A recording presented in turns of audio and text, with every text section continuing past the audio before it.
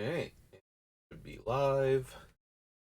We are working on Urza some more today. Got him down to 194 cards. He was like under 300 when we started, so that's genuinely surprising.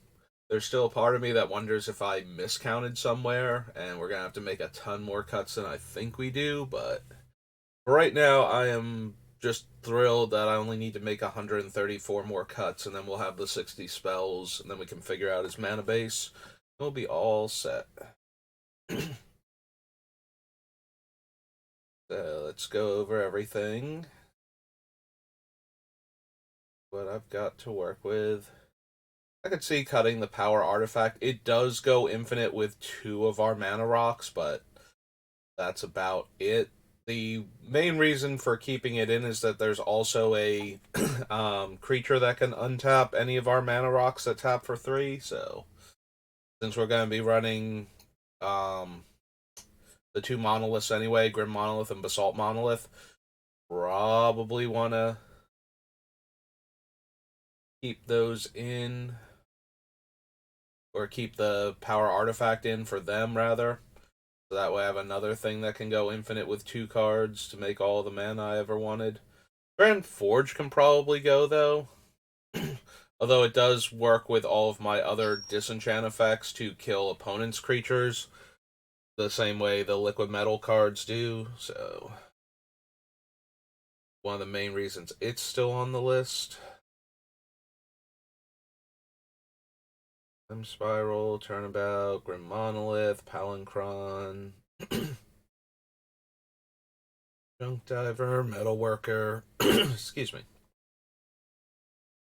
As always, I just ate lunch before starting, so starts feeling a bit better. Like, I really, really overdid it on Thursday. On the bright side, my preparation for Phyrexia All Will Be One video has gotten a lot more views than my other preparation for new set release videos did, so at least I'm being rewarded, and a whole like too, so that's nice. In case you're wondering, it's like 20 views, which most of my prep videos were like 3 or 4, so getting it out super early, the day that they released the full spoiler, helped a lot. And it is something that I genuinely believe helps me perform better during the pre-releases. And that is understanding what exactly an opponent can do, especially in the middle of combat. Anything that throws off combat math, because that's your primary way of winning games of limited in a premier set, especially. Excuse me. Just helps so much to know what can go wrong and what what you would need to do to play around it if you saw it. If you guess that, first you have to know what it is so you can guess like what options they have, or know what options they have, guess which one it probably is, and how things will go if it's any of the individual ones, and then play around the worst case scenarios to try and mitigate as much damage as your opponent could do to you with any number of combat tricks. You still lose games, of course. Like, even if you know it's coming, that doesn't necessarily mean you can stop it from making you lose the game. But if you don't know it's coming, it will absolutely ruin you. Like, you can't throw your amazing 3/3 with a game-winning ability in the late game in front of their 2/2 and have it, die to a +2/+2, and now your amazing bomb is dead and you lose the game because you didn't realize that there was a 1 mana trick in the set that would kill your guy. Sorry. So it's important to know what the options are and in what colors, and there's some interesting things with new Phyrexia. Thanks to instant speed proliferate and instant speed give your opponent a poison counter, in conjunction with the creatures that get bonuses based on their oil counters, and the creatures that care if you're corrupted, or the spells that care if you're corrupted. Yeah, the sudden I went from one poison counter to three poison counters is really bad if you don't know it's a possibility. Anyway, getting back to Urza.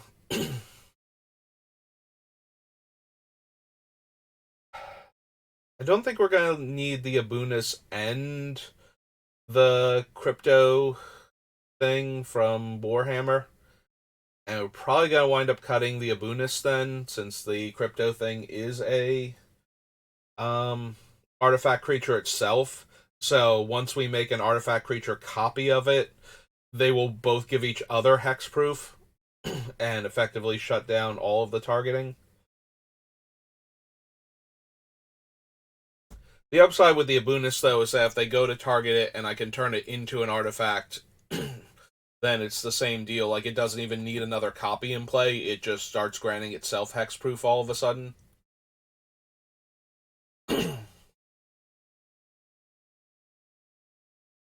We probably don't need the Thran Forge, though. I'd forgotten about this, but I cut Memnarch yesterday and then remembered that he is one of the few ways I have to make any permanent an artifact. I was about to say any artifact a permanent, any permanent an artifact. So we want enough of those effects so that way we can run a few disenchants in the set, or in the deck rather, and it will kill basically anything our opponent can do, including being able to blow up their lands. Yeah, unfortunately, we don't have a recursive artifact destruction card, which does make me very tempted to put Loran into this deck.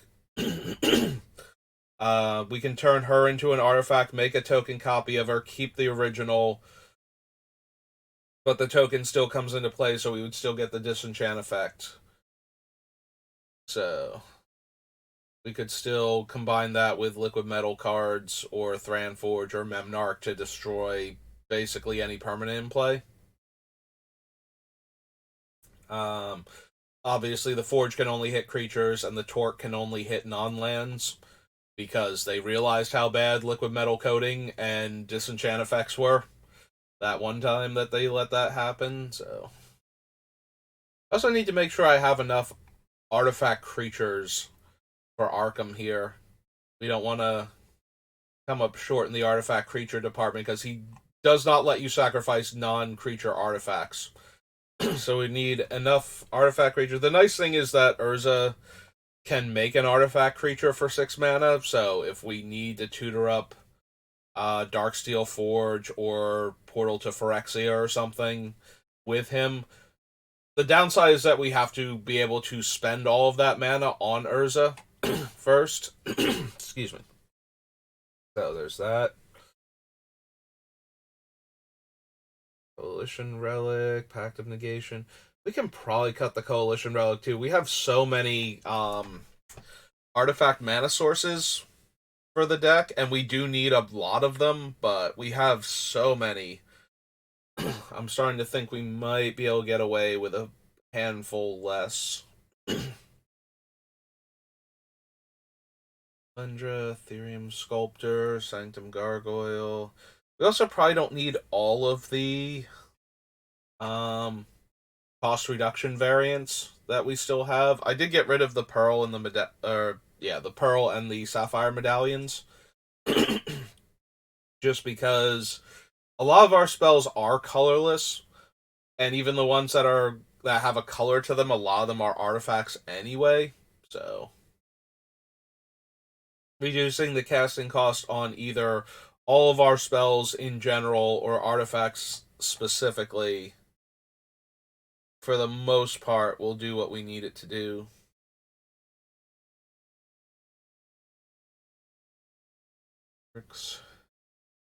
I'm gonna be sad when we wind up cutting cards like Mirrorworks and the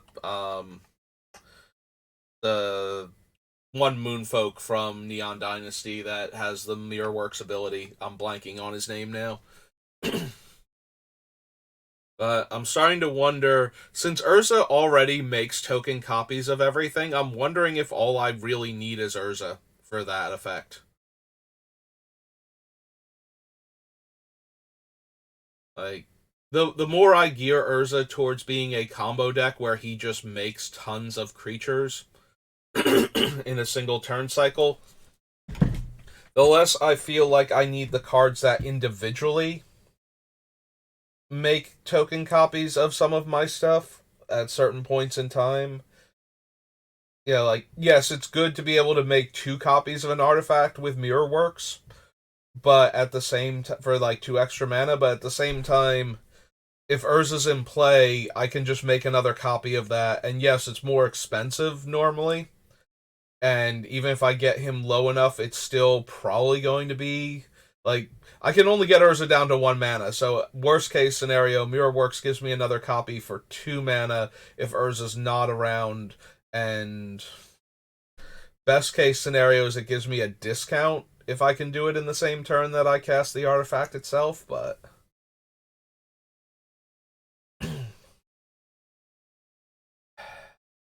I feel like we're gonna wind up cutting it though, just because it's not going to be sorry, it's not going to be good enough.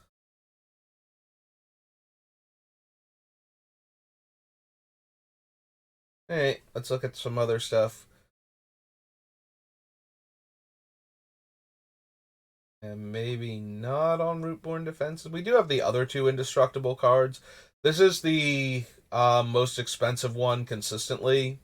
Like Grand Crescendo, we can pay for 2 white, and the maneuver we can cast for free if we have Urza out. So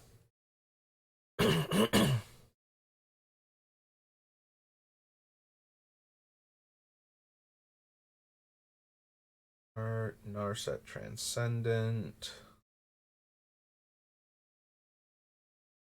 Selfless Spirit as the permanent that can give our things indestructible. Yeah, there's Selfless Spirit and there's the Soul of New Phyrexia, but Soul of New Phyrexia, although if we're reducing activation cost, Soul of New Phyrexia might get to the point where it's only 1 or 2 mana to make all of our stuff indestructible, and that seems ridiculous. That's true. We have Padim also. We can't turn. Oh wait, we can turn Padim into an artifact. We can't copy her the way we could with the Abunis, but yeah, I think we can get rid of Leon and Abunis. Though I did forget about Padim giving our artifacts hexproof. So she's basically serving most of the same. She's serving the same purpose as the Abunis. Not even most of it. She's serving the exact same purpose. Because if we turn her into an artifact, she will grant herself hexproof. And copying the Abunis isn't super helpful because the ways that we have to copy it won't turn it into an artifact permanently anyway. So the copy won't be an artifact, so it's not like it's not like they're going to protect each other now the way they would the crypto thing.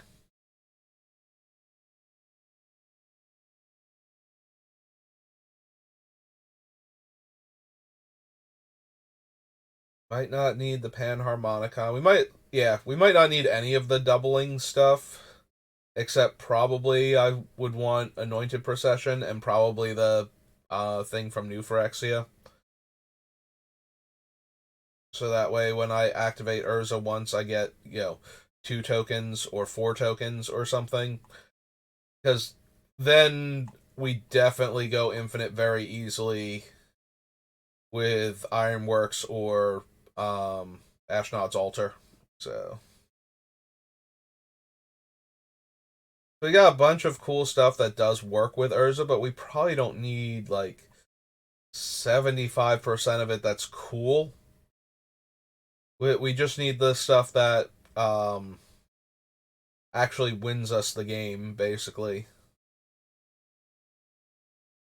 Which does mean we could have done a like cool Urza instead, where it's just like, yeah, no, I'm just going to make token copies of these artifacts and it's going to be crazy, but I feel like once we're starting to do that, Replication Specialist is the Moonfolk. I feel like once we're starting to do that, we could just win the game instead. I have to cut out all the cards that let us basically win the game as soon as we start doing the cool thing.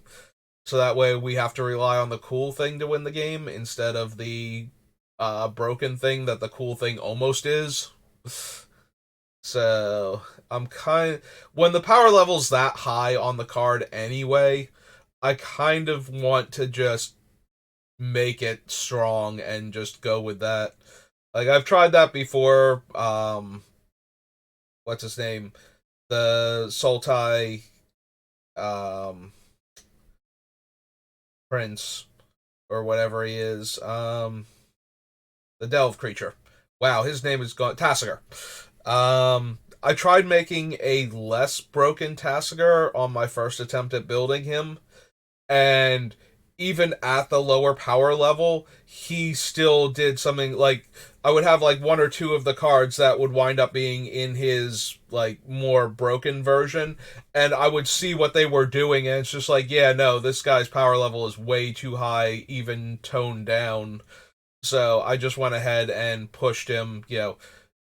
Tasigur plus Forbid gets pretty nuts when you can spend mana to buy back cards, and if you have Training Ground in play, and he only costs 2 mana to get a new card from your graveyard back into your hand, it's pretty easy to buy back.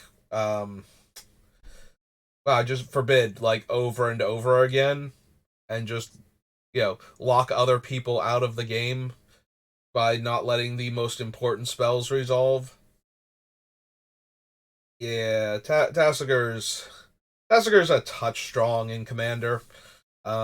He's not like absurdly broken or anything, but you can build a very card advantage heavy control deck with him that powers him out very quickly and then protects him for most of the game and gives you just tons of raw card advantage.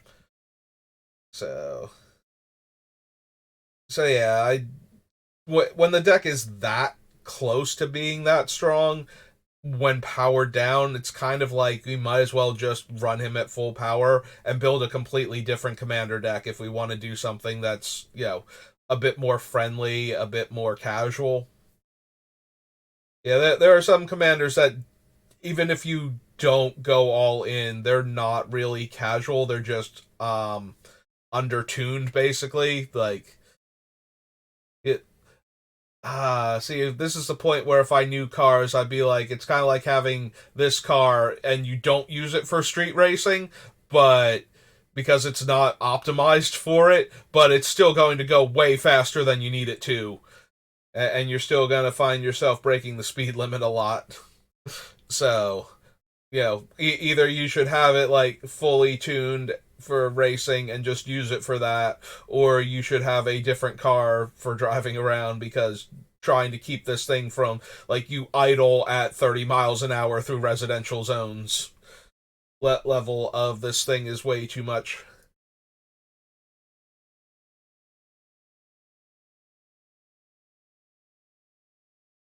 So yeah, I feel like Urza is kind of in that camp where whatever I do with him, he's going to be nuts, so I should just do the most nuts thing that makes me happy with him, and then just leave all of the other cool cards that could have been, you know, off to the side for a different artifact theme commander.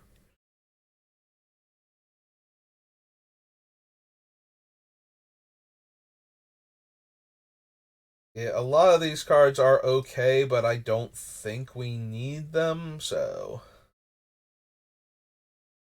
we're just going to run the ones that are actually busted. So let me just keep going through, figure out what those cards are going to be.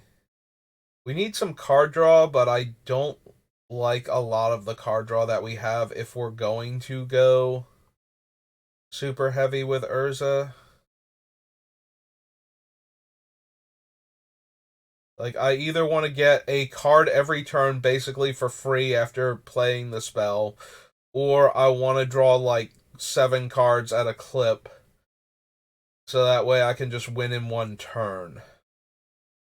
Like, I don't want to draw like a couple cards here or a couple cards there. I either need to be drawing a card every single turn once I've invested my mana, or I want to um like just time spiral or maybe put memory jar back in and crack it and draw 7 cards so that way we just win the game immediately.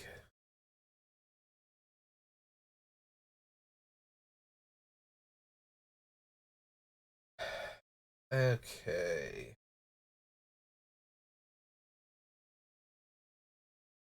Yeah, Crypto Thrall is the name of the.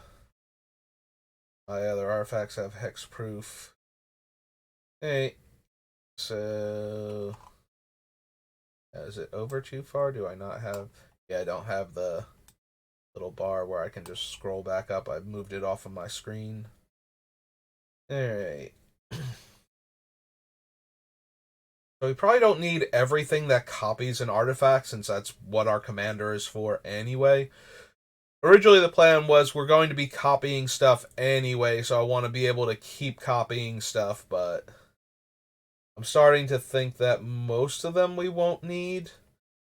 I think one of the biggest ones I want to keep is going to be the Metamorph, since Phyrexian Metamorph is always an artifact uh, permanent, even if the other thing isn't. Or no, Metamorph is only always an artifact if it copies a creature, right? I need to check Metamorph now. I need to know what his exact thing is. So, pop back over here and go. Nope, come on. Type, please. Phyrexian Metamorph. He's always an artifact when he copies a creature. You may have enter the battlefield as a copy of any artifact or creature on the battlefield, except it's an okay. So it's always an artifact in addition to its other types. So if we clone a creature that's not normally an artifact with him, we don't need to we don't need to turn it into an artifact to make more copies of it with Urza, but more importantly, the copies that Urza makes will copy the fact that it is an artifact from Phyrexian Metamorph's effect. So Metamorph is making itself an artifact regardless of what it's copying is itself a copyable effect, which is super relevant to how Urza works, since that's not always true otherwise. If we turn something into an artifact temporarily, he does not make artifact copies of it. So the copies won't be artifacts and won't get his bonus and won't be valid targets for his effect unless we use the same thing to turn them into artifacts. So being able to metamorph to copy a non-creature or a non-artifact creature so we can make artifact creature copies of it is going to be a big deal.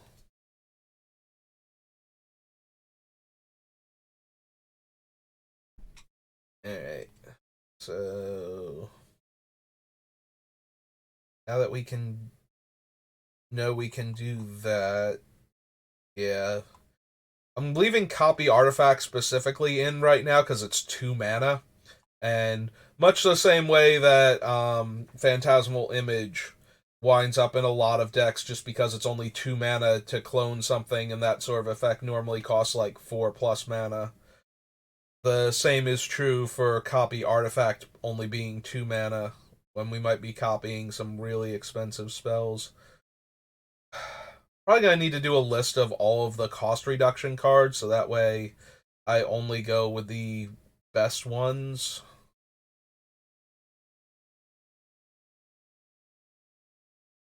Mindstone, Thran Forge, Capsize, Scroll Rack, Time Warp, Heartstone. Intruder Alarm does still work with all of our mana rock, like making artifact token copies of our mana rocks will work so that way we make the 1/1 soldier, it comes into play, it untaps all of the other soldiers that are copies of, Gilded Lotus and Mana Vault and whatnot, so that way we get to tap them all for mana again and activate Urza again.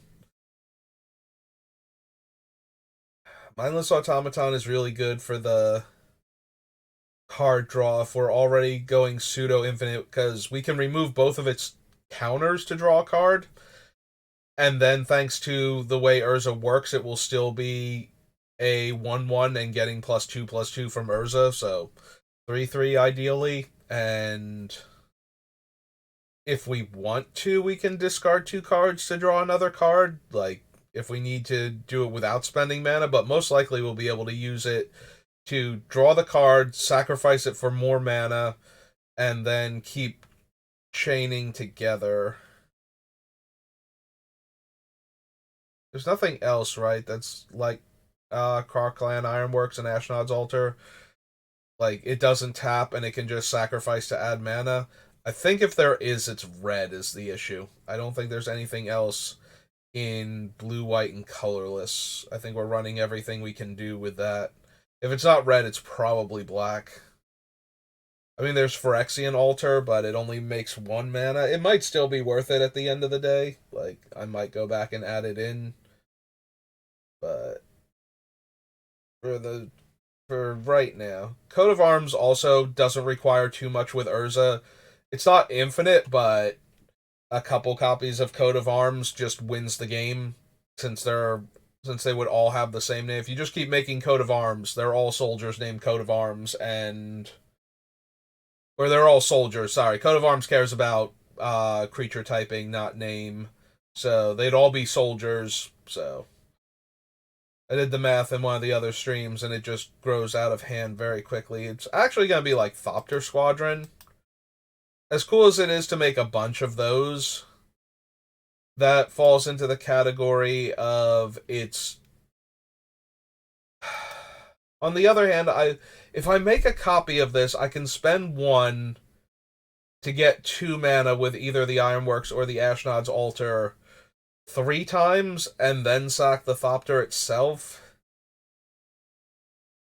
So the Thopter is functionally, as long as I have the 1 mana to activate the first time, the Thopter is 5 mana with either of those 2 cards, as opposed to the normal 2 mana.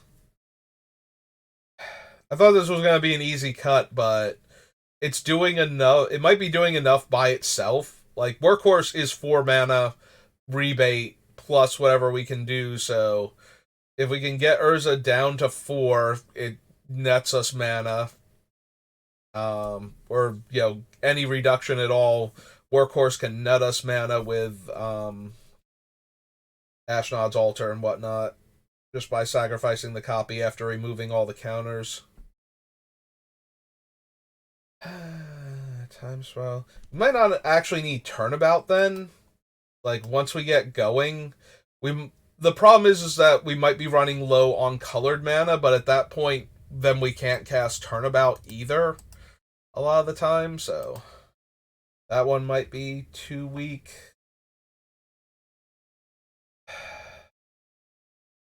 I like the initial ramp with Voltaic Key and Manifold Key, but it feels like we might be doing enough otherwise that we wouldn't need that.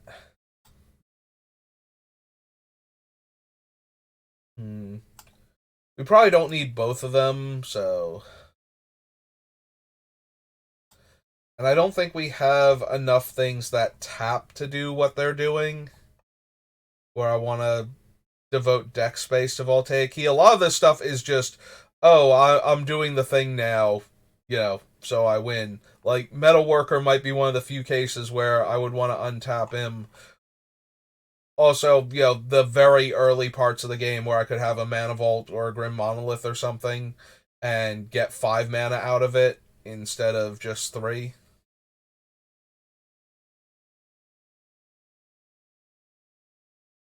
Right now, Ristic Study is fine. Don't know if we need Future Sight or not.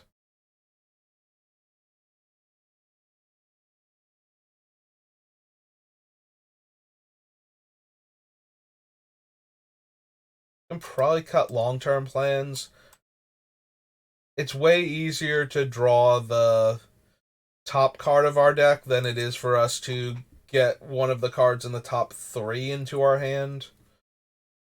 And we have enough other tutors, I feel like, for the various things that we might want. We can cut the Abunis, because it's not doing enough, and it's just worse Padim now. O-Stone, Sculpting Steel, Solemn Simulacrum. Dark Steel Forge, Dark Steel Ingot, Memnarch, Soul Scour.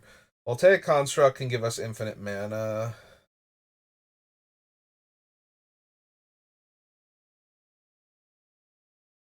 Yeah, I'm looking at Roar of Reclamation again. I am not even sure which of these things I want to run. I might not even need any of them. I do have a bunch of artifact creatures that can get back dead artifacts under the right circumstances, so also we can probably cut Commandeer. I do like having the free like manaless interactions, but we have so many other ones already in the deck, and we have a lot of colorless cards. So getting two blue cards into our hand that we don't want, or if the situation is that dire, we'll get rid of them. But I don't know that we need that card specifically when we have the others. I'm starting to think Coalition Relic is gonna go. Just because of all the other mana rocks that we have.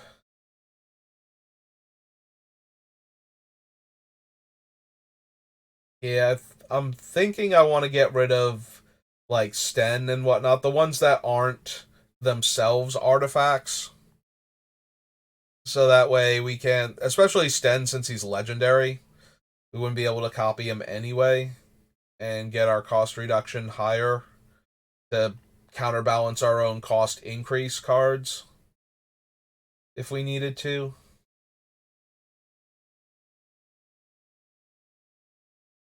Stonehedron, Training Grounds. We probably don't need Elspeth Terrill.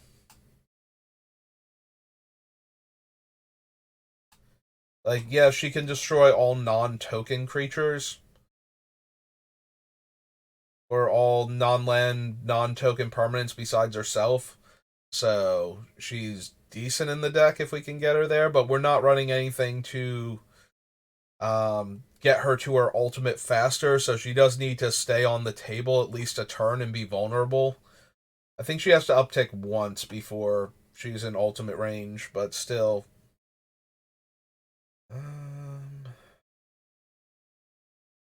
Yeah, the more I think about, the more I think we don't need Mirror Works or the Moonfolk Replication Specialist or whatever his name was. Codex Shredder. Codex Shredder is another just random artifact that can get back other things from our graveyard, so. And if we make token copies of them, we can keep getting stuff back if we need to.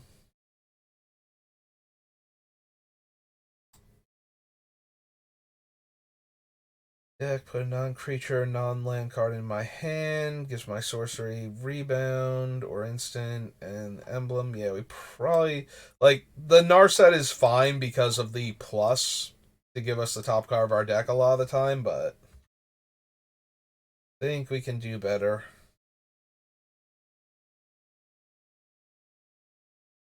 Dismissal, Foundry Inspector, Padim.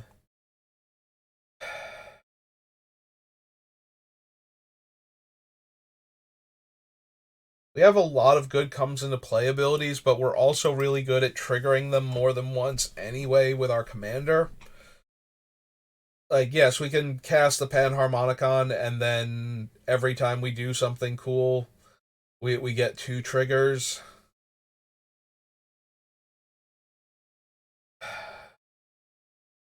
Also, I feel like if I'm going to run the Panharmonicon and I'm already thinking about looking at new Phyrexia, we should just be running Norn instead. Because she's just doing this better.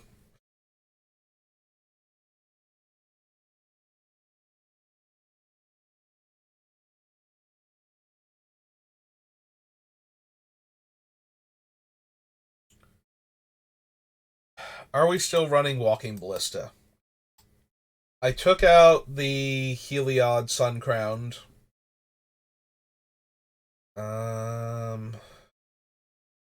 So the Walking Ballista's big thing is the token copies would be 1/1s. They wouldn't have any counters on them naturally.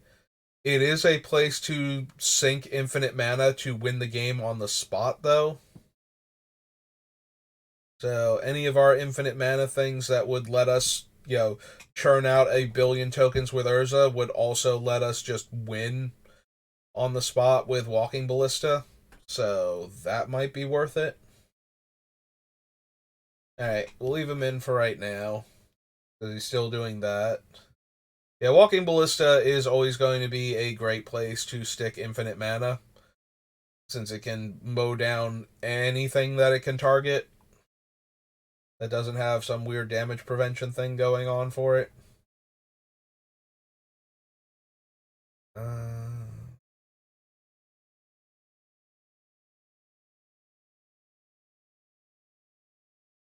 yeah, we almost definitely want Great Creator, but I'm starting to wonder if I want to get rid of Scion of Urza and the newer one from Dominaria United.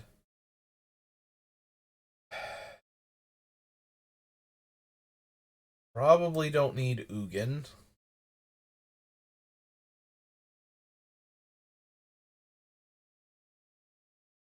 He is okay, and his minus being able to kill most permanents is pretty helpful, but that's true. We also have Emery to get back dead artifacts.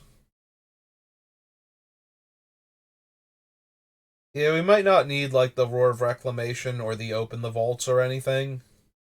The more I'm looking at, we have a lot of ways to get back artifacts anyway.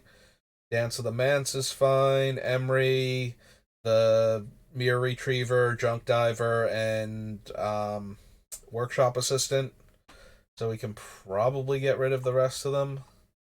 Also, we're running the Weathered Wayfarer as a way to help tutor for like our Urzatron and whatnot, so can probably cut Confounding Conundrum at this point.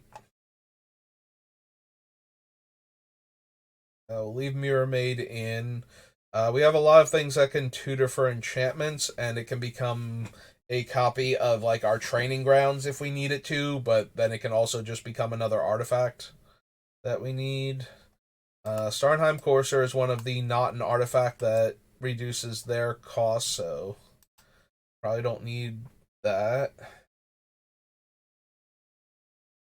We still have enough ways to tax our opponent's mana, so Wandering Archaic might get us stuff just because. Yeah, we probably don't need the circle, and we probably don't need the dollhouse either, now that I'm seeing it peeking up from the bottom. Okay. Overcharged Amalgam I want to keep, because recursive counterspells make me happy inside. I'm gonna leave Brilliant Restoration on, but I think I'm gonna cut open the vaults and Roar of Reclamation, because this one only hits my stuff, so I don't have to worry about what's in the opponent's graveyards. I don't have to hit a like Nautiloid ship or Lion Sash eating stuff.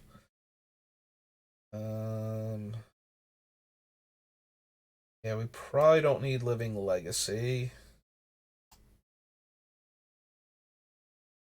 He makes an artifact that taps for 1 for my artifact spells and activated abilities. He has the OK activated ability. Yeah, still think with what we're capable of doing, this particular Karn isn't doing a whole lot. We can cut Sten.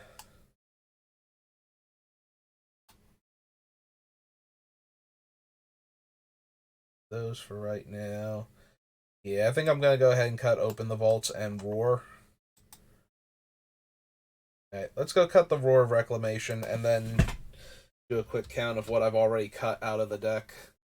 Just update the count first before I cut too many things, because I'm not seeing a out of the older version of Windows that I had. It would say like you've cut so many out of X, like you could only have 25 or whatever it was, and I would cut too many things. It would just bump the older ones off the list without telling me. So See, I can't even see what the okay, so we have turnabout. So turnabout's one. Let's make sure there's nothing underneath it. Okay, so 1, 2, 3, 4, 5, 6, 7, 8, 9, 10, 11, 12, 13, 14, 15, 16, 17. So 80, 77. 177 cards. So 117 more cards, and we're all done. Clear all those off. Scroll down to the bottom. Excuse me. Scroll back up to there. And oof. Okay. Think I'm done now. Maybe not. Who knows? So extravagant replication lets us copy um training grounds. Like probably the biggest thing it lets us copy is training grounds. Um the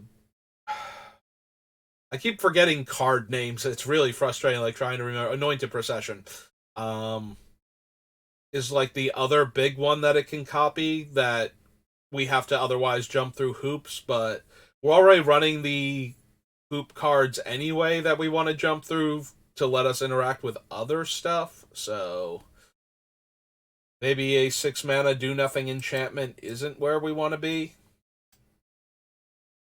The nice thing about the replication is while it can't copy itself, we could theoretically copy it in order to get more triggers each turn, but I think we have enough other things going on.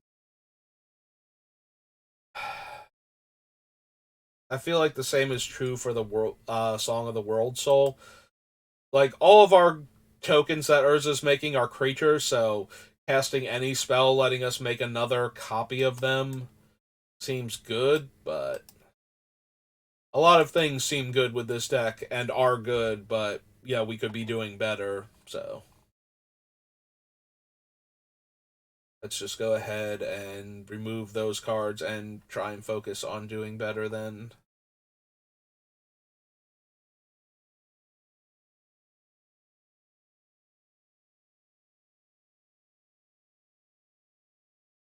Look at Mystic Forge when I'm making that noise, in case you're wondering.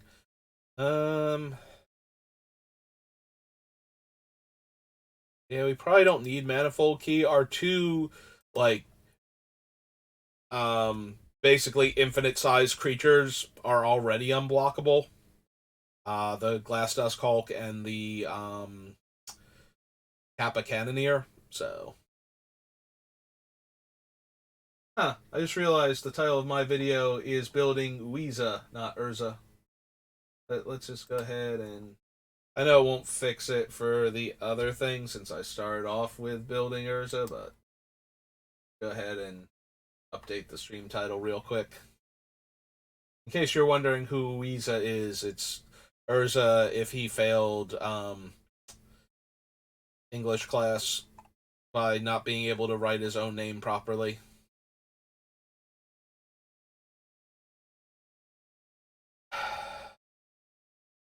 Yeah, I don't think we need Thopter Spy Network. I don't want to have to get through for damage with my things. I just want to draw the cards at that point. We need the orbs. Again, probably not. It's one of those, it's a fun thing to copy, but not necessarily a good thing to copy.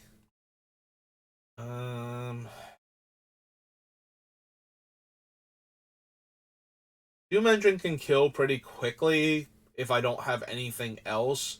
But I have so much other stuff I might get rid of the Doom Engine.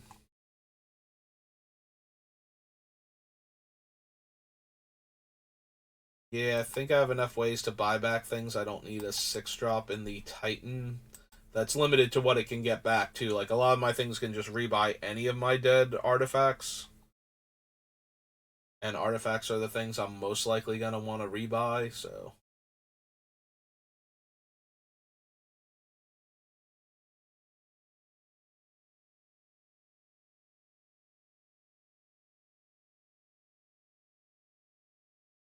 Yeah, I thought I cut Replication Specialist, but I guess not. I think I got distracted by the Brilliant Restoration or something and accidentally didn't cut him. Yeah, we can probably get rid of Hopeful Initiate. We have enough other. I wanted it because it's a repeatable way to remove an artifact or enchantment, but. Or specifically an artifact, since we can turn things into artifacts, but yeah, that's not doing what we need it to do, unfortunately. Unless we're already winning. Like, if I'm making token copies of, like, Workhorse or something, so I can activate this guy, then I should be winning the game, probably. Like, it's less likely that I'm doing that to grind card advantage and more likely that I've actually gotten into the position that I needed to be in. Did I already cut the other Karn? I don't remember seeing him now, and I feel like he's down here in one of the M sets, and I forgot to cut him or something. Or was he in, like, Dominaria specifically as opposed to Dominaria United? Either way, I feel like I had, like, 3 Karns on the list, and I want to keep Karn Great Creator.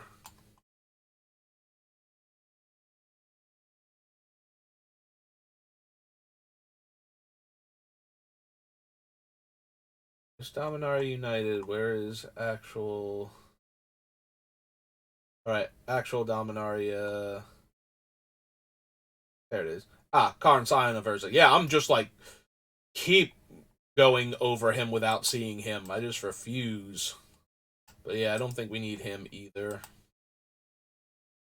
Something about the page break is just making me ignore Dominaria entirely somehow. You definitely want Great Creator though. Its ability to um stop my opponent's artifacts from working and get one of my artifacts that got exiled back into my hand. I like both of those abilities a lot, and the +1 to make a thing into an artifact creature is fine for anything from killing treasure tokens to animating one of my more high casting cost artifacts, and just letting me attack with Darksteel Forges that are 9/9s instead of, or, well, 11/11s if Urza's in play as opposed to 3/3 indestructibles.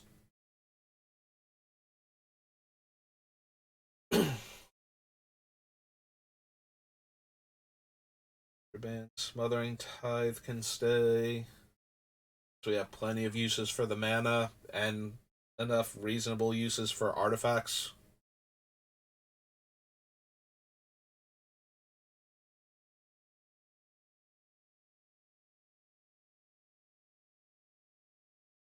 Keep the Restoration Specialist for right now because it does get back enchantments also. So we can get back the 2 that I keep stumbling on the names of, Anointed Procession and Training Grounds.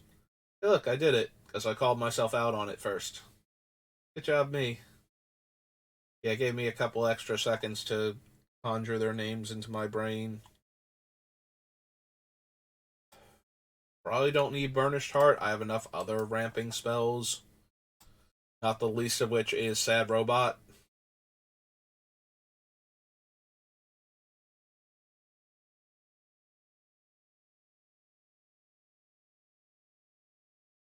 Clock, Metamorph, Dispatch. Yeah, we probably still want Treasure Mage. Probably ditch the Ichor Wellspring at this point. Like, it's fine in the deck, and it's fine as a copy target, but I think we're doing slightly better with the other things we have to work with.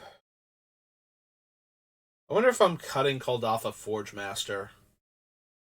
This one sacrifices 3 artifacts and has to tap in order to put one of my artifacts into play from my deck, whereas Arkham can do that with just 1 artifact creature. And Luzio can't quite do that, but he can do other things to get artifacts into play. And then we have a bunch of other tutors, and Transmute Artifact is still on the list. Yeah, I think we can cut Forge Master.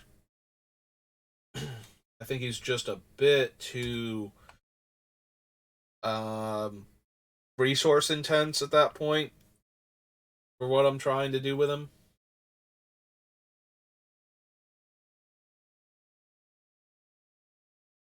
Yeah, we probably need to get rid of some number of our mass removal spells that don't blow up our artifacts.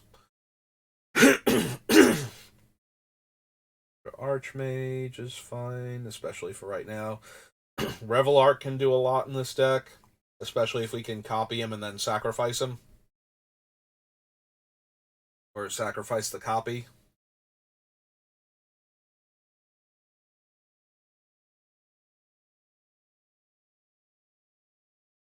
Earth, Return to Dust, Arkham, Hour of Reckoning.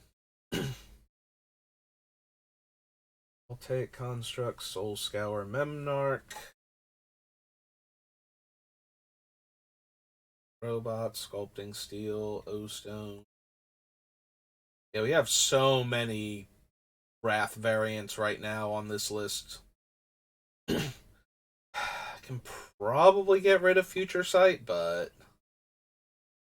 I do like both it and the Forge when I have Sensei's Divining Top in the deck.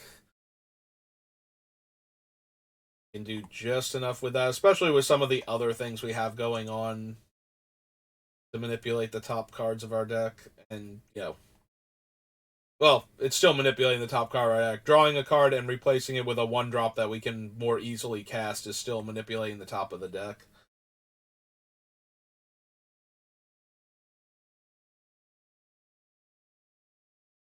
We're getting dangerously close to the I love everything that I have in this deck and I don't want to cut anything else now.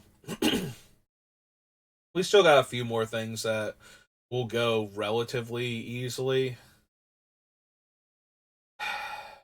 So, Mine Tower Power Plant and what's its name? Workshop, Urza's Workshop from the Commander subset of Brothers War all go very well together to make tons of mana from our lands, but they are the only things. Like, yeah, we have Ancient Tomb also, so Candelabra can ramp through that. But I'm wondering if I don't have enough lands that produce multiple mana. It also works with Mishra's Workshop. It's also in here. Alright, we're gonna leave it on for right now, but also I think we have enough ways to buy back artifacts that we can cut the Archaeologist. Like, I'd rather run Hana than Archaeologist anyway in our white-blue deck, so might as well cut him since I'm going to wind up doing it anyway. 1, 3, 5, 6, 7, 8, 9, 11, 12, 13. So 164. All. Alright, so 104 more cuts. Yeah, I'm going to guess that like somewhere between 20 and 50 of those cuts are going to be relatively painless, and then the rest of them are just going to be absolute agony after that. But let's do our wrath count. Let's figure out all of our wrath variants and start cutting some of them. So, Wrath of God, yes. The Dust, Stone Calendar, Force of Will, Mystical Tutor, Aura, Mind Alarm, Spiral,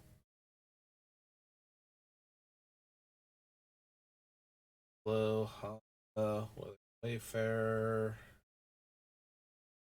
Yeah, there's O-Stone.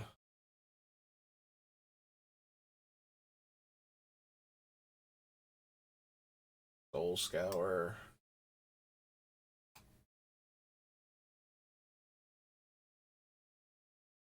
Trinket Mage. Our Reckoning is another one.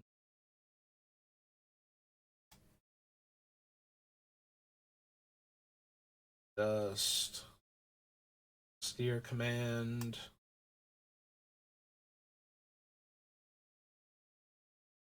Rings, Thorn, Idyllic Tutor. Lendra, Scourglass is another one.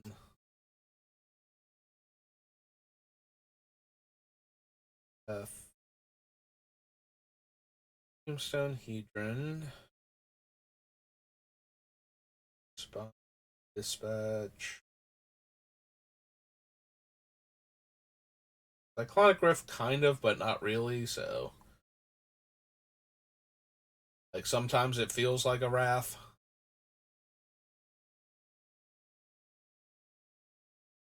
Especially.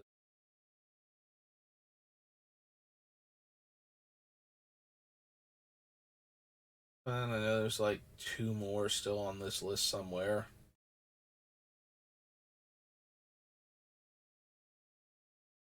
Pick, charged. Raider, Portal. Hitting Post.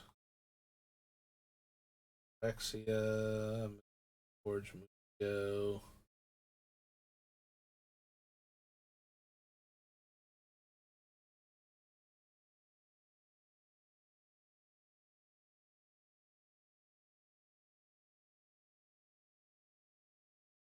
Here. Is it really just Organic Extinction? Is that the last one? Oh, there's like one more.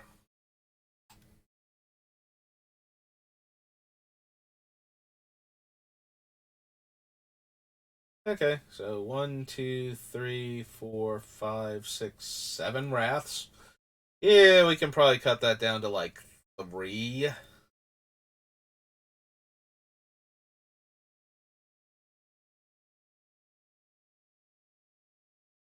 Yeah, since it's only 7, I kind of just want to read them now and figure out which ones I want to get rid of.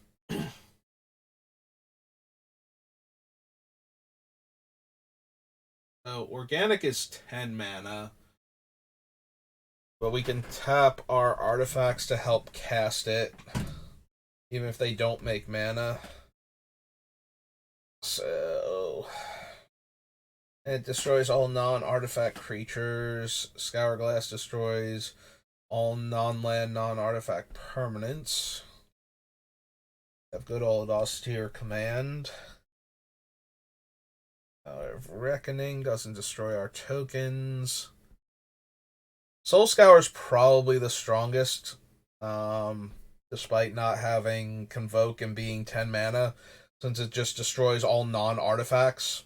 So I can pretty easily keep 80% of my board while destroying everybody's lands as well as most of their permanents.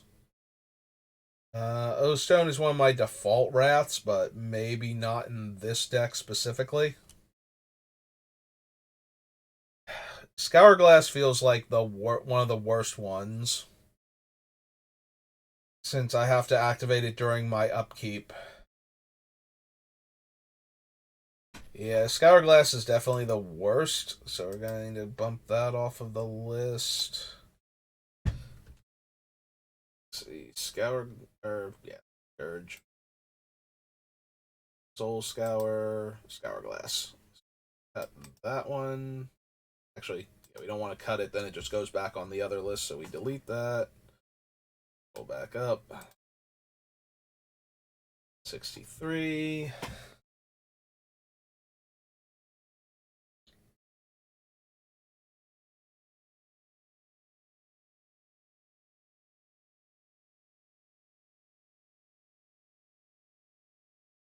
I feel like for this deck, we probably don't need regular Wrath of God. I'd rather have one of the variants, so we cross that one off. Go to 162.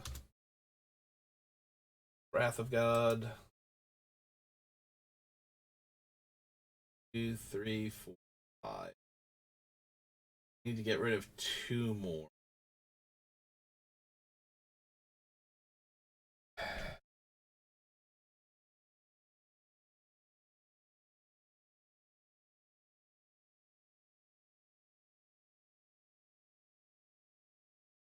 We have enough things that destroy artifacts because we can turn things into artifacts.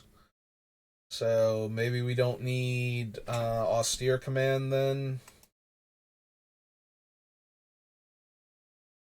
Like, we don't have to worry that a lot of these rats can't destroy artifacts. So let's go 161 and go get rid of austere command next.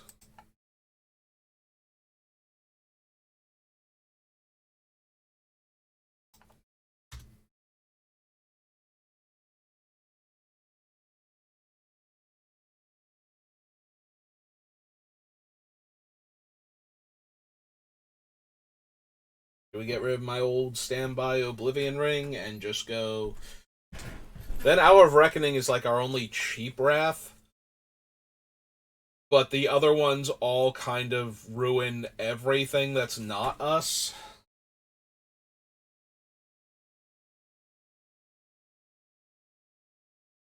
Also, Oblivion Ring is kind of like an 8 mana Wrath if we want to play it and pop it immediately. Yeah, okay, let's get rid of Oblivion Stone then, I think. So, clear all. We'll grab Oblivion Stone. Idol of Oblivion, the other one. Cut that one out.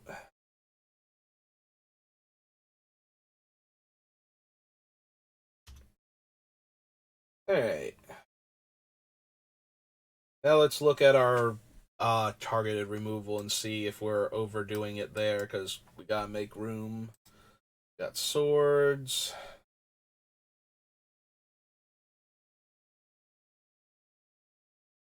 Dust to dust. Roll, force of will, enlightened tutor, mystical tutor. Our silence can disenchant and makes their other things more costly in the meantime.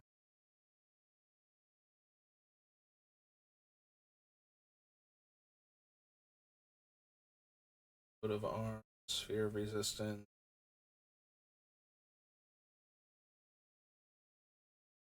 I didn't accidentally bounce over anything. I don't know if I need to put capsize on this particular list. A little bit like the other things, but it's more tempo-y, delaying than it is actually a removal spell. It's interaction, I guess. What I'm getting at, it's just not best interaction. And in other ways, it actually is the best interaction because it's just like, okay, that can go back to your hand now, and I can keep doing this forever, and it never actually does what you wanted it to do because it never stays in play long enough.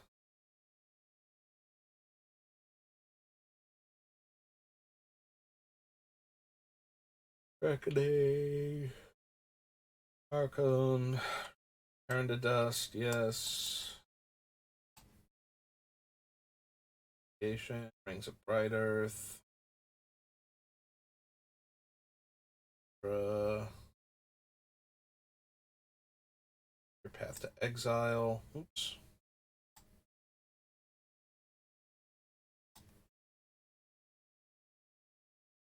Bloodstone Golem Training Ground. Battle Sphere. Spine. Dispatch.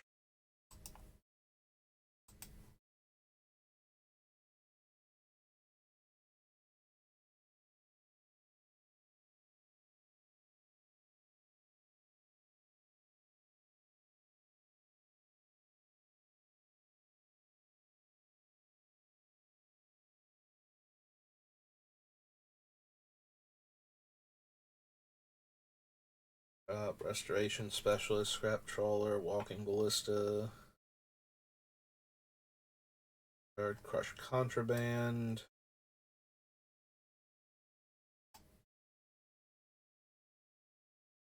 Oak, that Spark Double, Kick,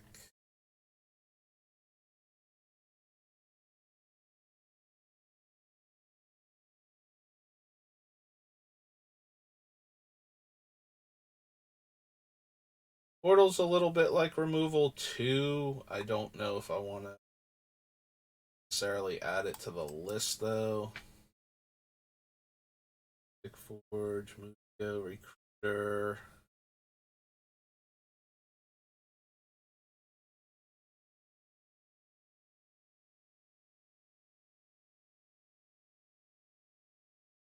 Maneuver.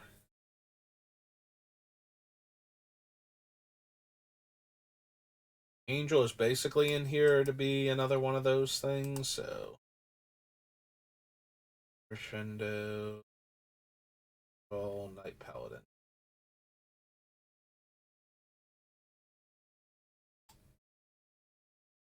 Pop down, here we go. Targeted removal.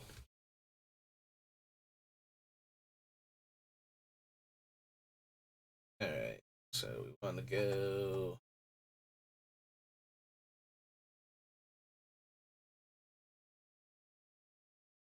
It's gonna be really frustrating that the words targeted removal are right above the page break and then there's nothing else.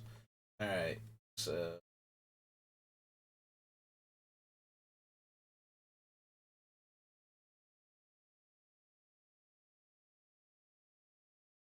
just take that off the list.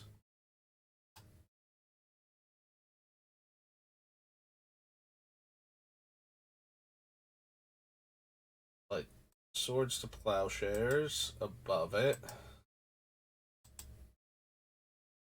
Swords to Plowshares. Duplicate gets creatures. Path to Exile gets creatures. Path off the list. Dispatches for creatures.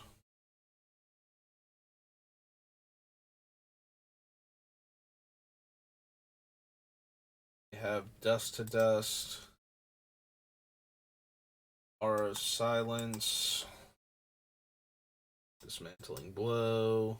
Oops.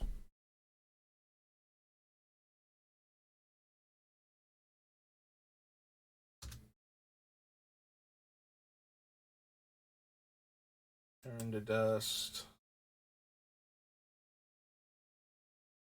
Crush Contraband. Angel.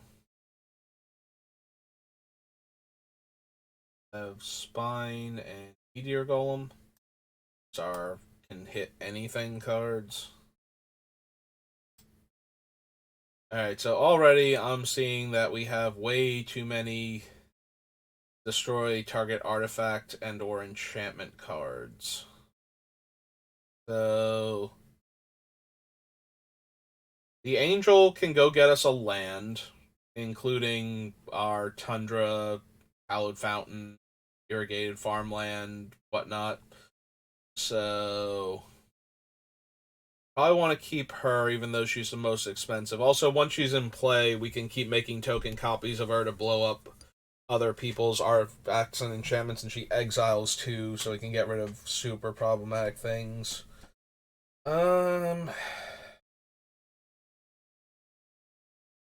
So I'm thinking Crush Contraband, since that one is 4 mana. I mean, the other ones are 4 mana too, so Return to Dust, we can only hit one thing for 4 mana, but if we cast it on our main phase, we can hit two.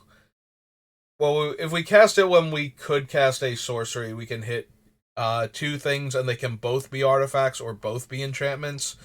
Crush Contraband always has to be 1/1, so Return to Dust is a tiny bit more versatile. Dismantling Blow can let us draw 2 cards if we want to sink more mana into it.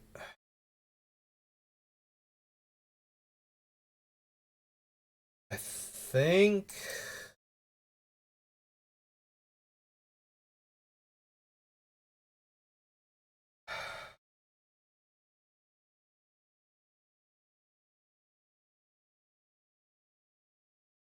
we have Swords, Path, and Duplicate. We probably can get rid of Dispatch. even though it works very well in our deck.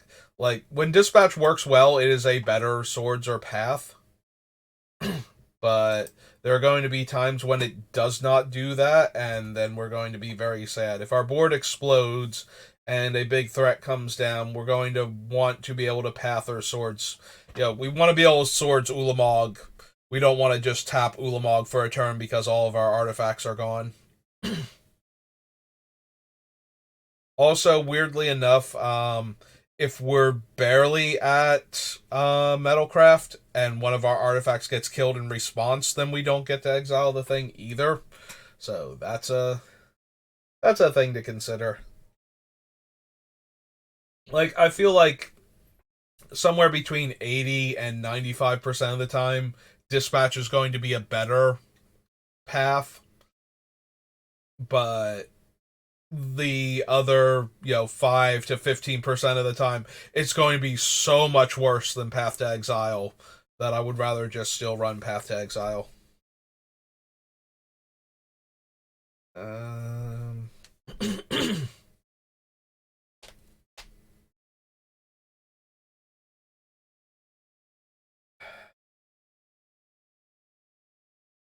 I'm debating if I want to get rid of Dust to Dust since it can only hit artifacts, or if I want to get rid of Dismantling Blow because it can only hit one permanent. Does let us draw 2 cards potentially, but it costs 6 mana at instant speed to draw 2 cards and get rid of a permanent.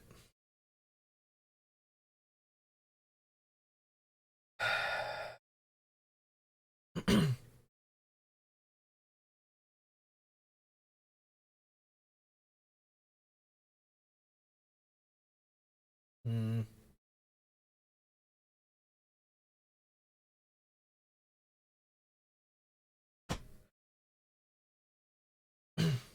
Duplicant's good because we can copy it. Angel of Ruins is good because we can naturally copy both of these. Also, most of these other things aren't permanents. Aura of Silence is like the last one that's a permanent that's not an artifact that we could just make copies of. So Spine and Meteor Golem are obviously just very good in our deck for what we're trying to do. So those two both get to stay. Hmm.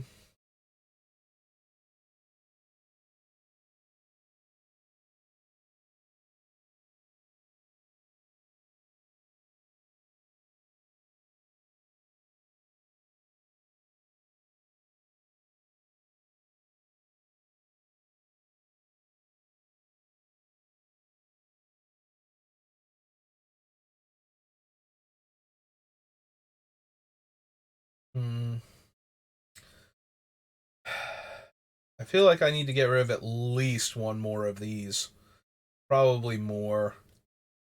By the end of this, I feel like we're going to have, like, Return to Dust, the Angel, maybe Aura. I think we're going to wind up getting rid of both Dismantling Blow and Dust to Dust.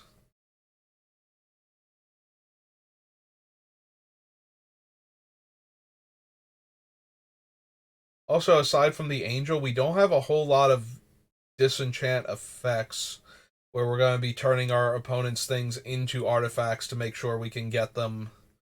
Although, I suppose if we have Angel of Ruins out and we're in that mid to late game with Urza, we might just be blowing up all of their lands anyway. So, taking advantage of our near infinite mana to blow up a whole bunch of lands.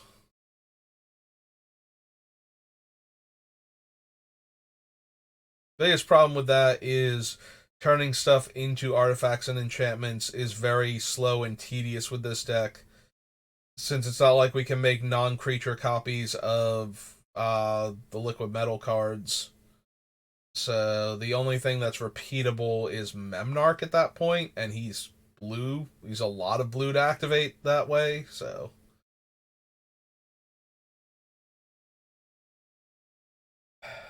But yeah, I feel like by the end of this, I'm going to wind up losing both the Dust to Dust and the Dismantling Blow, so Let's go ahead and cut both of them now.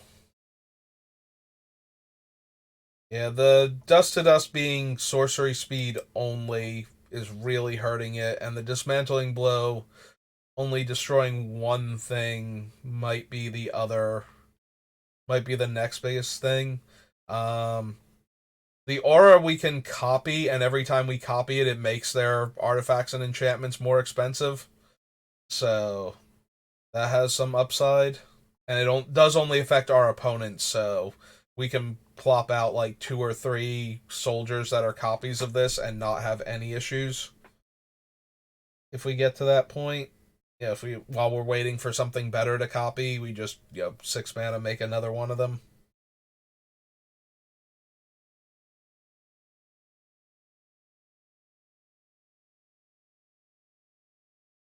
Okay.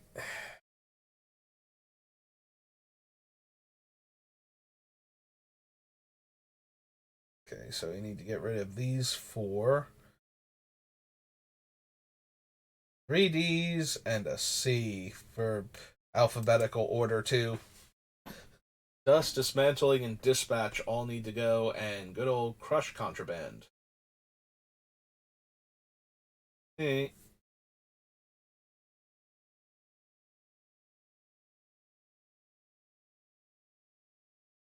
That. Dispatch.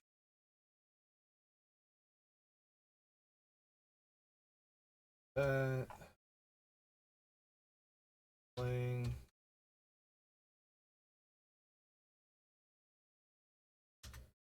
That.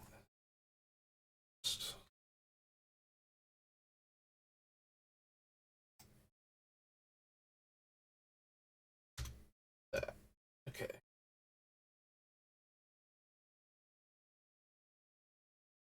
Alright, 1, 2, 3, 4. So 56. Hey, less than 100 cards to go. Real quick though, there are a lot of dust to dust. We have return to dust, last dust Hulk. Oh, and the other return to dust. Okay. Right, when we got rid of the other one, I got rid of 2 of them. Okay, that makes more sense. Hey, so you're all 156 more cards to go. Well, so we need 96 cards cut. We're getting there. Yeah, I feel like I'm going to recount this and realize I have like 256 cards or some dumb thing. Like the opposite of that one time where it's like, I feel like if I cut another 100 cards, I won't have any cards left in the deck. And it turns out I had at one point accidentally somehow added another 100. Instead of going to like 200, I went to like 300 and then kept counting.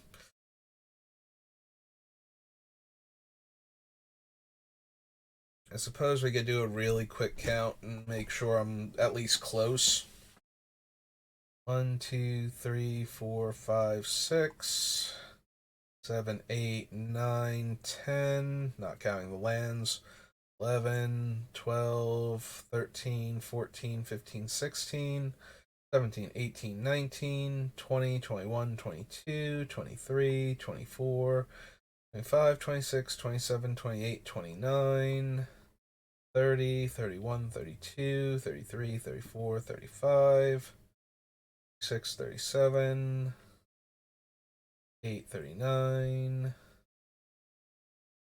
40, 41, 42, 43, 44, 45, 46, 47, 48, 49, 50, 152, 53, 4, 5, 56, 57, 58, 9, 60, 61, 62, 63, 64, 65, 66, 67, 68, 69, 70, 71, 72, 73, 74, 5, 76, 77, 78, 79, 80, 81, 82, 83, 84, 85, 86,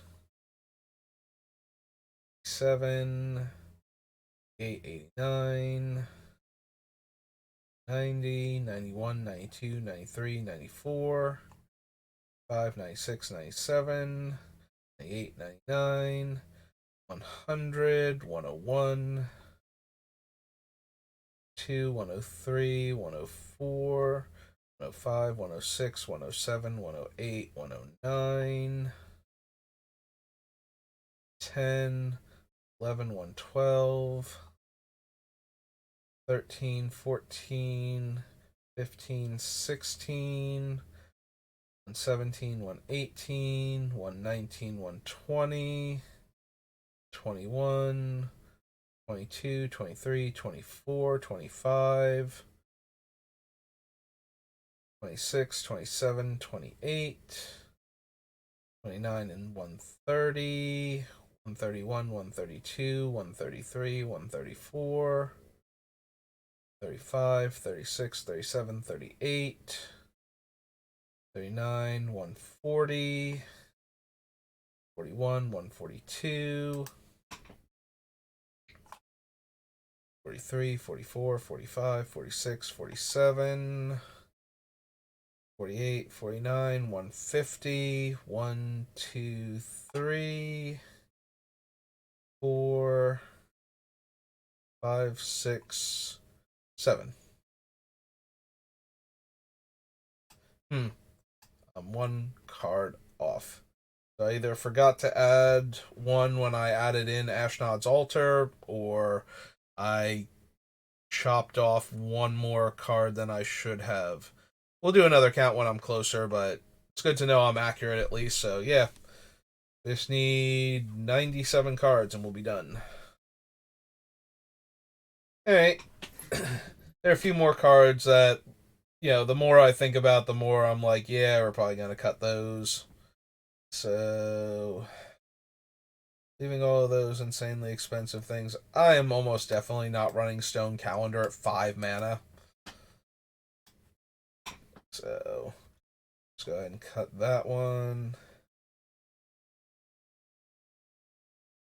And Forge, Capsize, Scroll Rack, Time Warp. We might be cutting Intruder Alarm. Like, it does do the thing with this deck. Where I could make infinite soldiers and or potentially infinite mana. So I guess we're keeping it for right now, but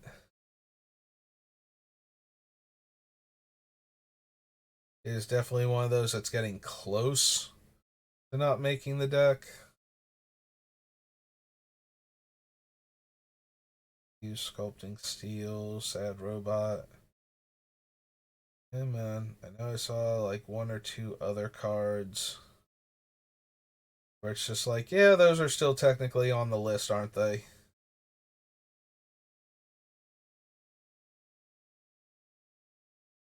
Tutor, Revelar, Glenalendra, Sanctum Gargoyle, Tezzeret. We do have a bunch of expensive artifacts. Master Transmuter does let us basically play any of them. Like, she can return herself to your hand to activate her ability and put an artifact from your hand into play. So,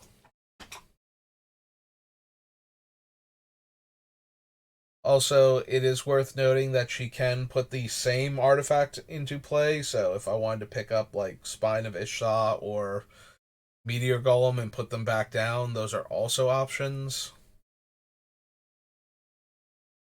I'm starting to think that maybe she's not the best.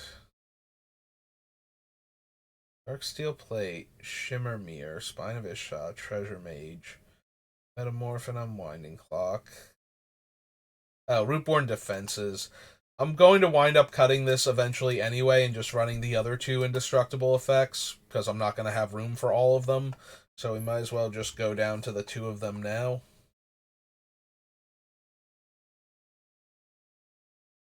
Alright, 3 indestructible effects. So yeah, definitely cut the Rootborn Defenses. Maybe eventually the Selfless Spirit too, but for right now.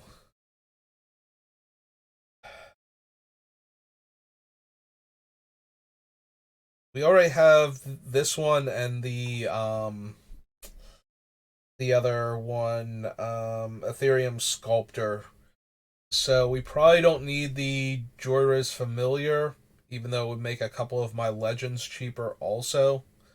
Just because it's the most expensive cost reduction one, and for that additional cost, hey, I didn't have Forsake the Worldly on the destruction list before.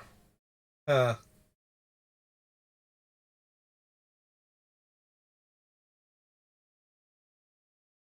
Am I gonna wind up? I'm probably gonna wind up just cutting that one as well.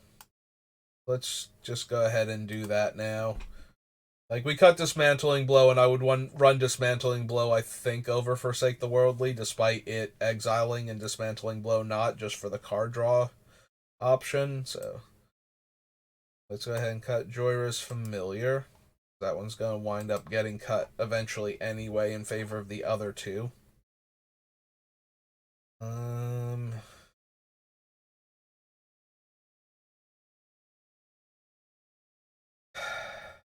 Eventually, I'm going to wind up cutting Lazatep Plating, probably. Or Spark Double. The big thing with Spark Double is the Spark Double itself is non legendary, even if it copies a legend, which would then allow me to turn it into an artifact and start making token copies of the Spark Double.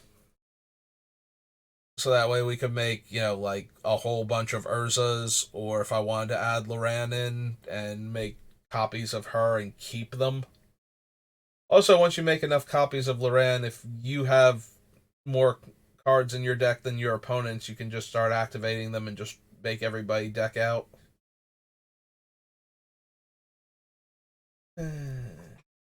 But in the meantime, yeah, I'll consider Spark Double eventually, but for right now, it allows for too many interesting things. Yeah, we're probably gonna cut Lithoform Engine for the same reason we cut the other things. And we're just not gonna have room for it at the end of the day. I also need to check Oswald, make sure he has a full chain from start to finish. Or at least can tutor for a lot of important stuff. Using my slightly cheaper things. Yeah, I want to make sure I can turn the one thing into the other one that I actually need with some level of consistency. Otherwise, it's kind of just taking up space. I love Trading Post, but we have enough other things that are doing the stuff that is most important from it.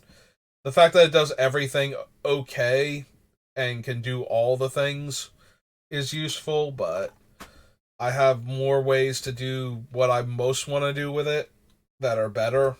I want to be able to get back an artifact. I want to be able to draw cards, and I want to be able to put creatures in the way, and I don't care about the life gain. So I have much better ways than making an O1 goat or sacrificing a creature to get back an artifact. So I think we're just going to cut it since we're going to wind up cutting it anyway.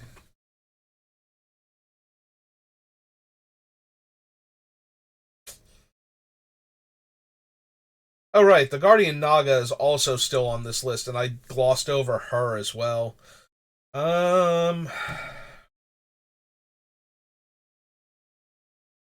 yeah, end of the day, probably just going to wind up being a cut for the same reason. I do feel silly, though, that I glossed over both of those cards while looking through this list. Like,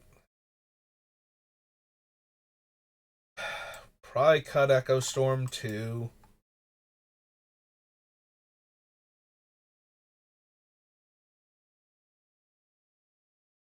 Ruins, Flawless Maneuver, Extinction, Benny Brax, Grand Crescendo, All Night Paladin. Oh, excuse me. Alright. So we have a whole bunch of cuts over there. So let's go. We got 1, 2, 3, 4, 5, 6. 7, 8. Alright, so 8 takes us down to 145. Save. You're all. Alright, so 85 more cuts and we're good. Now this is going fairly well. Getting closer and closer to that number where I'm not going to be able to figure out things to cut anymore. Alright, real quick, back down to the mana rocks.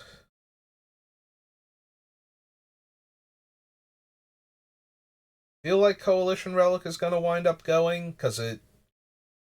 Yes, it can make 2 mana, but it can only do that every other turn, and I'm not proliferating, so... I think I want the things that tap for more mana consistently. Although the fun thing with the Coalition Relic is we can essentially store a ton of mana on it for the next turn. With that one artifact creature that pays 2 to untap an artifact, we could pay 2, untap it, put another charge counter on it, and basically store half of the amount of untapped mana we have onto the Coalition Relic for the next turn, just in case we draw something big and splashy and want to cast it. Or if we know we have something we want to cast. 1 second. Okay. Yeah, eyes were getting a bit strained. I wanted to take a moment. But the more I think about it, the more I think Coalition Relic is going to wind up going, because we just don't have enough room with all these other artifact mana sources. And I think that's the weakest one.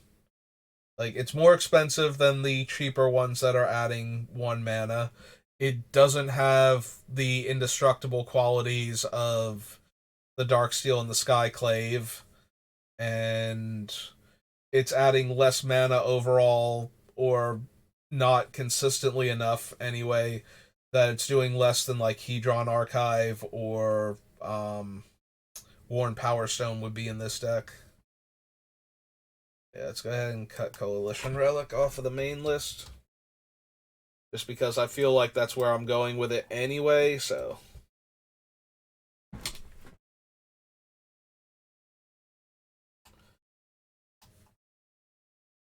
We dramatically cut 1 card off of the list, but I feel that one was going to distract me while I'm looking at other cards anyway.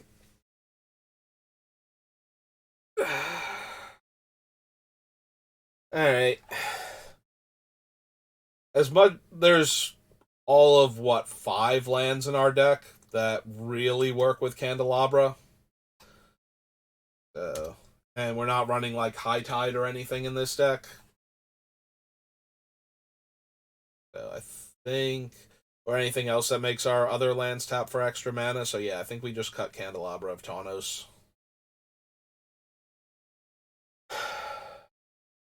Our artifact works with exactly 2 cards in our deck.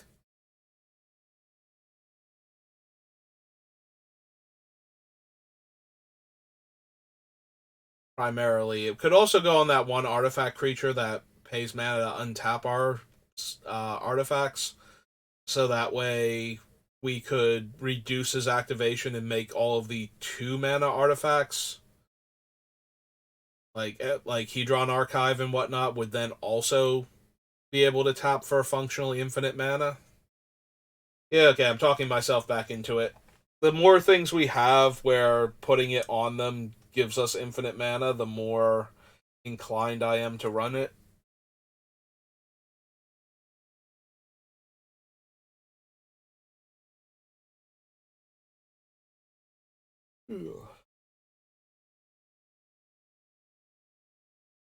Mystical Tutor, Aura of Silence, Mindstone, Thran Forge. We're probably gonna have to cut like 1 or 2 other mana rocks. I just have so many in the deck.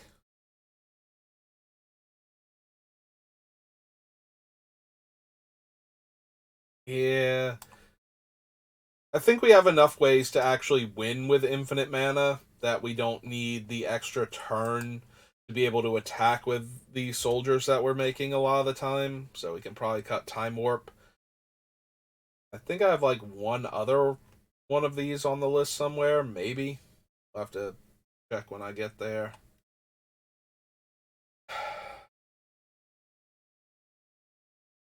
Coat of Arms goes big enough, quick enough. I want to cut it.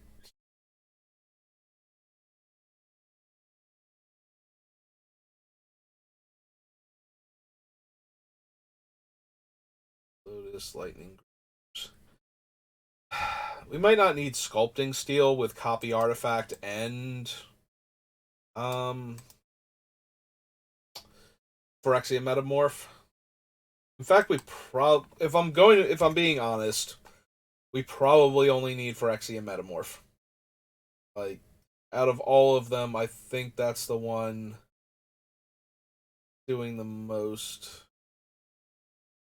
for our deck.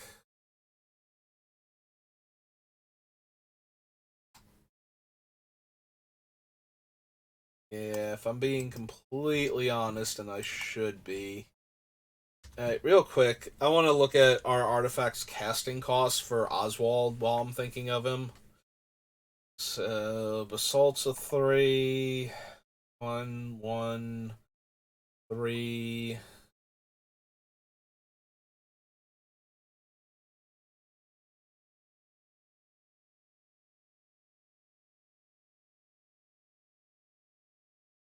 Two, there's another 3. Rolrack's a 2. Coat of Arms is a 5. Automaton's a 4. Sphere's a 2. Thopter's a 5. Workhorse is 6. Nautilus 2. Junk Divers 2. Metal Workers 3. Dynamos 4.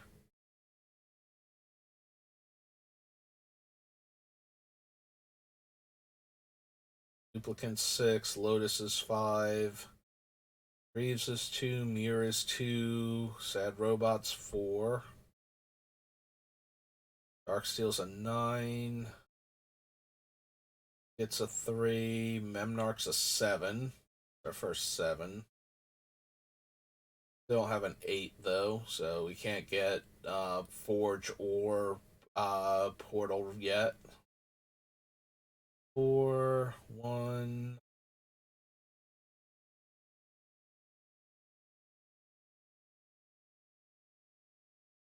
3.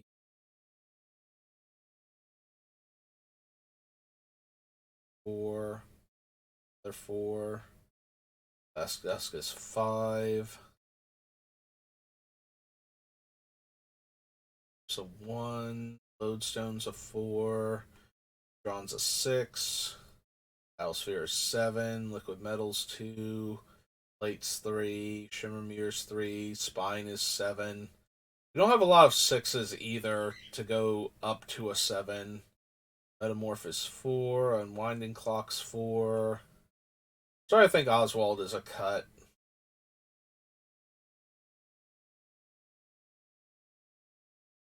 Like, we have a decent amount of like 2s, 3s, and 4s.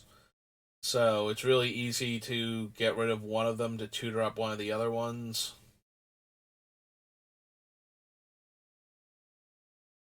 But past that, it doesn't feel like we can actually consistently go grab things that I would want to with them. Cards 3. Like, yeah, we can turn any one of our like random 2-drops into one of our other 3-drops that we have a bunch of, but he doesn't seem great for chaining up and down the thing. He seems good at like 2 spots. Like, turning our 2s into 3s and our 3s into 4s seems like his best thing that he can do consistently. We don't have a ton of 1s either to turn into our 2-drops consistently. And the ones that we have are like things that I would want to hang on to a lot of the time. Yeah, like Top and Soul Ring and such. I don't think doing particularly well. We have a couple other sixes down here. We have a bunch of. We have like a reasonable number of sixes, and then we have like 1 7, no eights, and 2 9s. We have one other seven. So yeah, I don't think we need Oswald. I think our other tutors are better. That's a 4 and a 5. Yeah. 3, 4, 5 more cards off the list. Down to 39.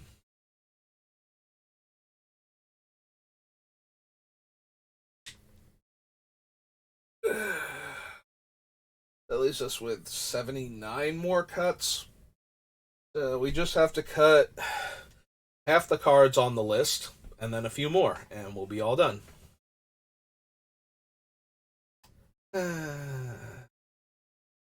If I want to keep 1, 2, 3, 4, all 5 of these spells from the original set, all I have to do is cut, 5 spells from other sets instead.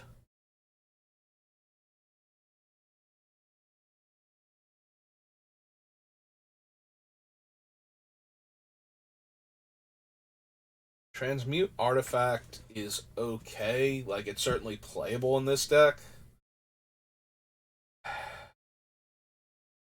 I just have to know what I'm getting ahead of time and can't change my mind unless I want to get something with a lower casting cost than what I was going to go get most of the time. Like, it's not like I'm going to be able to go, well, I can spend the 2 blue and that leaves me with 6 mana left over, and I'm going to sack this 1 drop and go get like a 6 drop and spend 5 of it. Then I can't exactly get one of the 2 9s at that point, but other than that, a pretty decent range that I can go grab. I do have to keep that in mind, that I can't just go get anything without having to pay for it.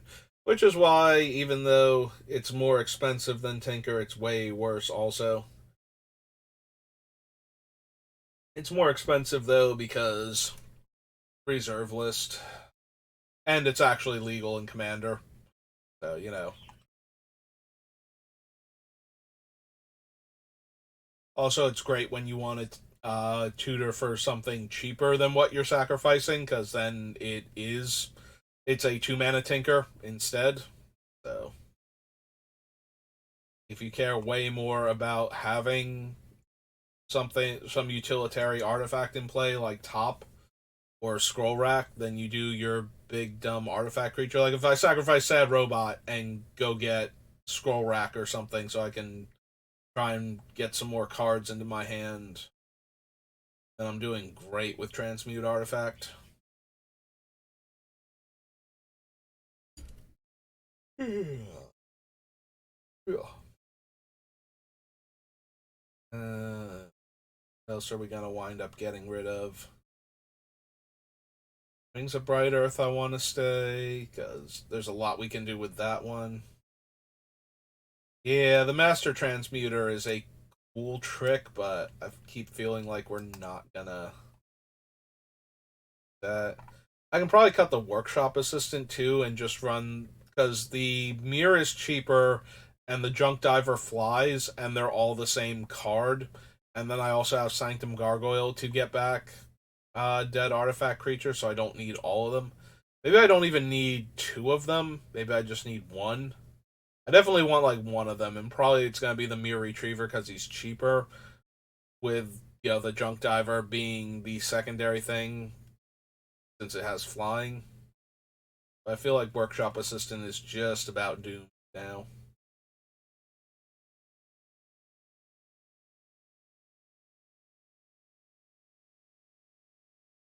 Rift, Bracer, Run Archive. Am I gonna wind up cutting the Selfless Spirit? Probably. Yes, we can turn it into an art. I'm starting to wonder, although I do still want to be able to clone Training Ground. Like, Training Ground and to a lesser extent Anointed Procession are so important to copy for this deck if I get the opportunity. that I can't really afford to not have those as options, but the more I cut the non-artifact things that I would most like to clone, the worse it feels to have those two cards in there for the ones that I do want desperately to copy. That probably means that the Thran Forge is also going to go at this rate. And then we just have Memnarch and the two liquid metal cards instead.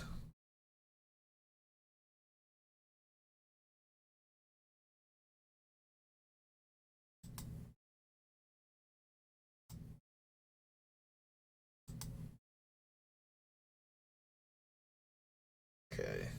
Scroll back a bunch. Recession. I forget if this is even where I was now. I think I'm a little bit past where I was before, but we're just gonna keep going and keep knocking things off of the list. Overcharged Amalgam's a great one to copy, though, so probably good that way.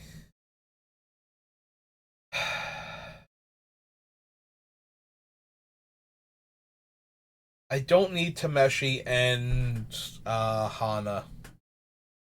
So, which one of these white blue color identity legends that will get back my dead artifacts and enchantments do I want?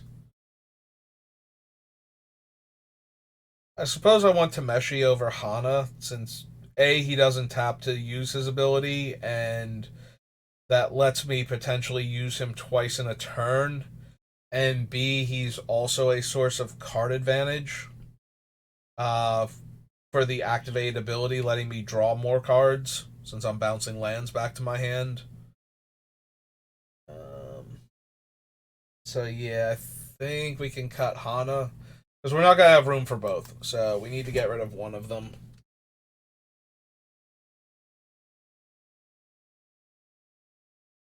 And while it's close, I think Tameshi. The upside with Hana is I can get back something expensive and hold on to it until I can cast it. Whereas Tameshi, I need to be able to spend the entire casting cost plus one. So I need 10 mana to get back like a Darksteel Forge that got milled. Whereas Hana can like rebuy it and then untap and spend 9 mana and recast it next turn. And I'm pretty sure Tameshi is at sorcery speed, so I have to activate him during my turn anyway, whereas Hana I can do end of turn to pick it back up, but then obviously I have to cast it again, so it's kind of 6 of one, half dozen of the other for that particular drawback. Alright, so that's 135 now. Get to clear all of those off. Bottom. Scroll up. Hmm.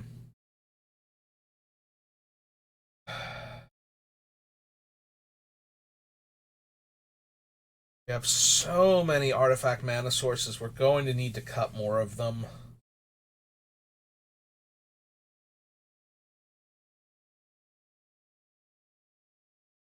I'm thinking Mind Stone right now. Our other two drops, we have Azorius Signet, Grim Monolith, Liquid Metal Torque, Arcane Signet. Like, either we're fixing for our colors because I am a little worried about the number of colorless lands I want to run, or it's like the Liquid Metal card, so that really pushes. And then Grim Monolith is just worth more mana and combos with some of our other cards, so yeah, I think we want to cut the Mind Stone. Means we need to go get up here and get rid of it. Go back down to the bottom and work our way back up again.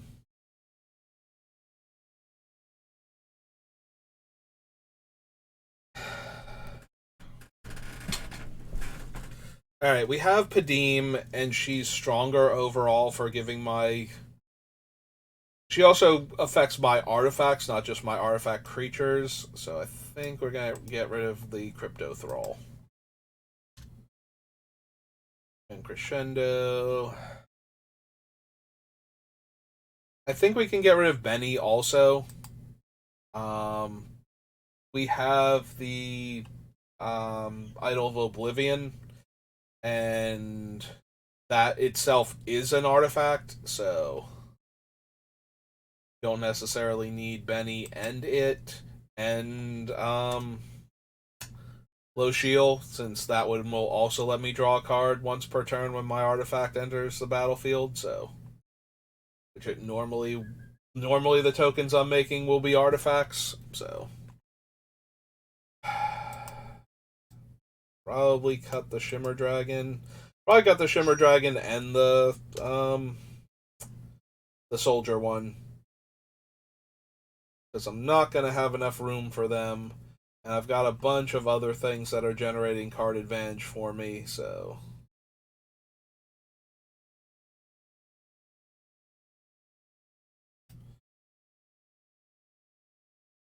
yeah, we're gonna wind up cutting Scuttling Doom Engine, I feel like.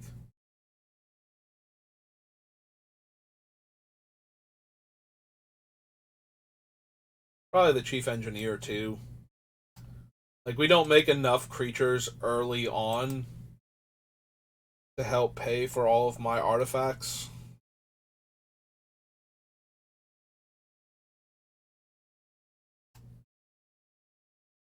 Not consistently, I feel like, anyway. We get rid of the Sky Strike Officer.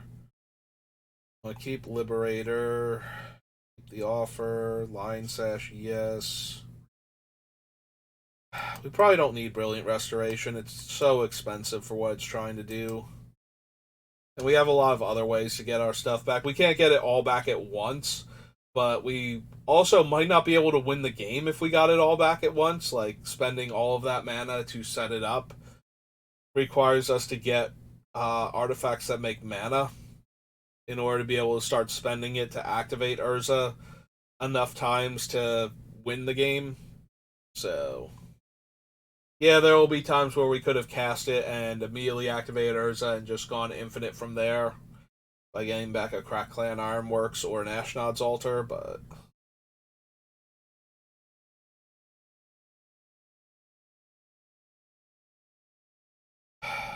I want to keep Mirror Maid just because it will also copy Training Grounds.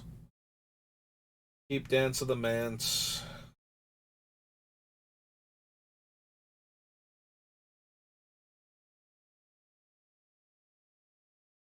Gonna wind up having to cut like a handful of these War of the Spark cards, and I don't know which ones yet. Definitely keeping Anointed. Want to keep War of Invention. Might wind up losing the Specialist. The downside to losing her is we're running out of ways to get back dead enchantments then, with only the Codex Shredder as our primary thing, I think, now. But at the same time, I do not have room for all of these things, so.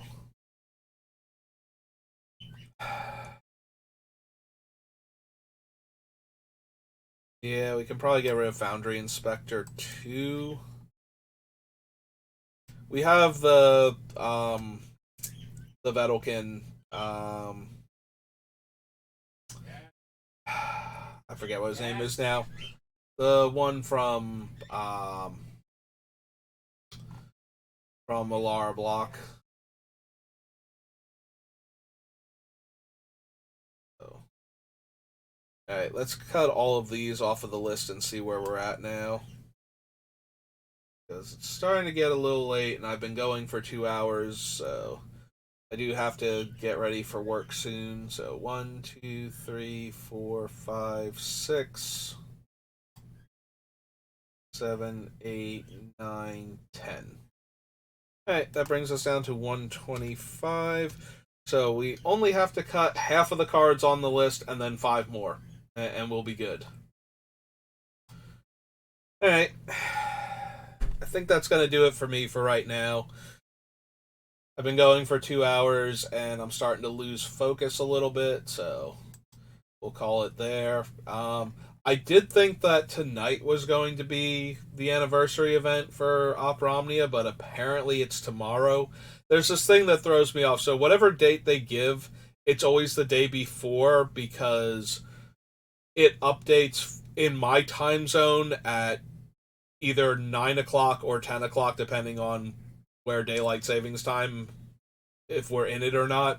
So it's actually going to be, so it always updates the day before at 9 at night or 10 at night. And I was thinking that it was going to be tonight, but I thought I had adjusted for that. But apparently it's going to be tomorrow, it looks like. So I'll double check tonight when I get home from work. And if it is tonight, then woohoo, we'll be doing it tonight. But otherwise, I'm going to be doing it tomorrow night. Assuming that everything actually works. I'm a little leery of actually transferring my account over to BlueStacks and back to begin with how it's been acting. I do want to stream the anniversary event though, so but I'm really worried about testing it out and having something go wrong and having to try and like restore my account by contacting Square Enix customer support. So if I have to do that, I want to make sure I actually did the event. Stream the event first before I manage to get myself into this position. So, but that's gonna do it for me tonight. Or for today. So maybe I'll be on tonight. Probably not. I'm 99% sure at this point that it's actually tomorrow. So I will see you next time, and thanks for watching. Have a good rest of your day.